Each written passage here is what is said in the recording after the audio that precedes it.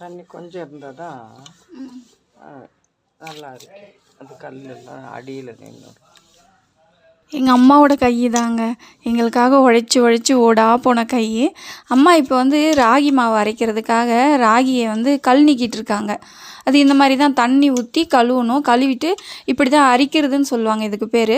இந்த மாதிரி ஆட்டினோம்னா கையில் அடியில் கல் நின்றுடும், மேலே கையில் ராகி வந்துடும். நல்லதெல்லாம் எனக்கு ரொம்ப ஆசை. எத்தனை பேருக்கு இந்த மாதிரி செய்ய தெரியும்னு சொல்லுங்கள்.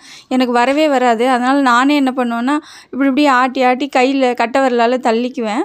இந்த மாதிரி கழுவி அதுக்கப்புறம் வடிகட்டிட்டு இப்படி ஒரு நாள் ஃபுல்லாக காய வச்சு மாவு அரைச்சிங்க அப்படின்னா பூச்சி வைக்காது. ரொம்ப நல்லது. கடையில் வாங்குறத விட இது பெஸ்ட்டுங்க.